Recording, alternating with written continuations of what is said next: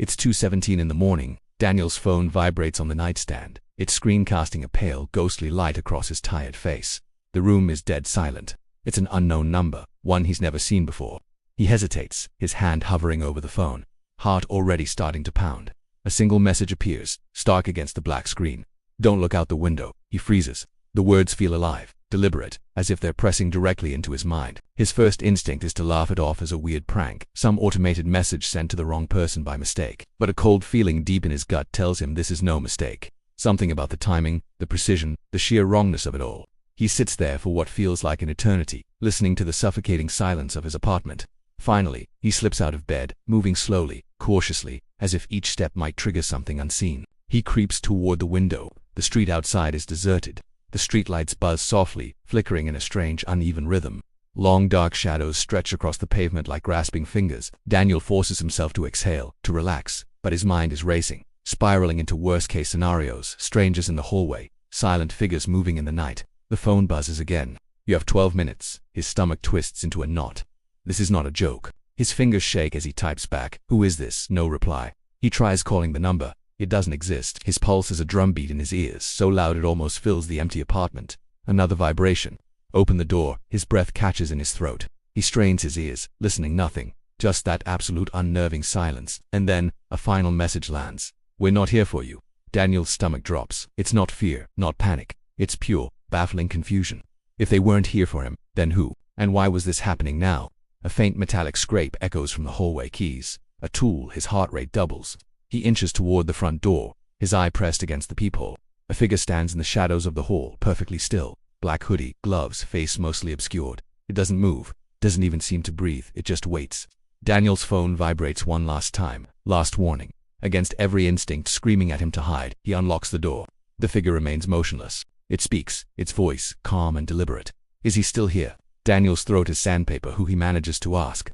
The figure tilts its head slightly, then lets out a soft sigh. "Then we're late." Without another word, it turns and walks down the stairs, vanishing into the darkness below.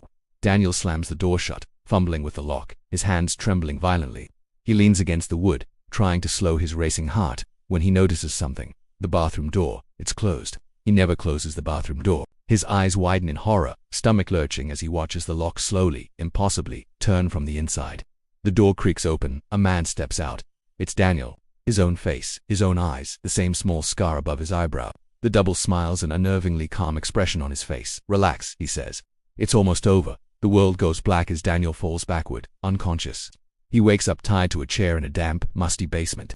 The smell of mold and wet concrete fills his nose. A single, bare light bulb swings from the ceiling, casting long, dancing shadows across the crumbling walls. Across from him, his double sits calmly, observing him as if he were an insect in a jar. "You're not the original," the man says, his voice flat.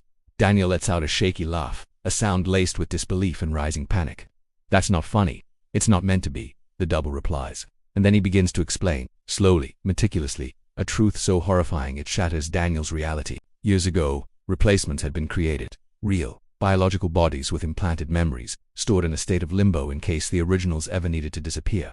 Daniel was a backup, a copy. He was living a life that was partly real, but mostly designed to mimic someone else's.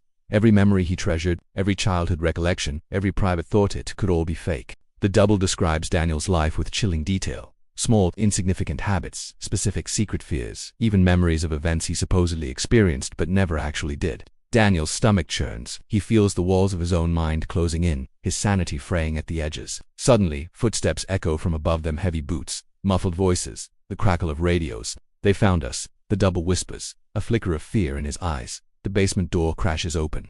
3 armed figures in tactical gear storm in, step away from the copy. One of them commands, pointing their weapon directly at the man with Daniel's face.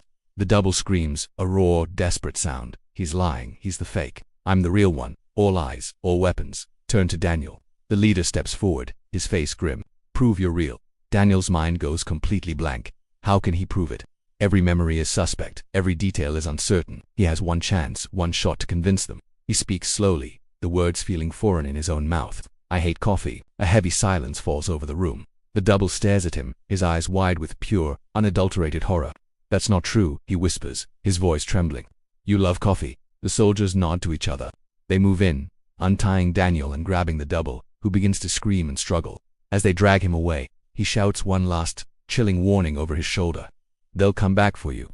The leader leans in close to Daniel, his voice a low whisper. "No, now you're him." Years passed. Daniel lived a careful, quiet life, always hyper-aware of his own reflection, always waiting for something that might never come. Every night, brushing his teeth under the dim bathroom light, he would stare at himself in the mirror. The longer he looked, the more the doubt crept in. He could almost see the double's face flicker behind his own eyes, just for a split second. Every night he'd wonder, who would blink first, who was the real one, who was watching from the other side of the glass. The apartment was always quiet, but the silence itself had a weight now, a presence. Every creak of the floorboards, every hum of the refrigerator, every shadow in the corner could be a sign. Daniel learned to move cautiously, to listen to every sound, to anticipate the smallest shift in his environment. He replayed the messages, the footsteps in the hall, the final, desperate words of the double, over and over in his mind. With each repetition, each memory, his grip on reality loosened a little more. Weeks turned into months. He could feel the patience of something outside his apartment, something always waiting, always observing. Every time his phone vibrated, his heart would leap into his throat. Every time he opened the front door, he braced himself, feeling the ghostly weight of someone else's presence just beyond the frame. And yet nothing ever came back. No shadowy figures, no mysterious messages, no footsteps in the night. There was only the echo of memories that may or may not have ever belonged to him. Even in his sleep, the paranoia followed. His dreams were haunted by the double, twisted, nightmarish versions of his life playing out in the shadows.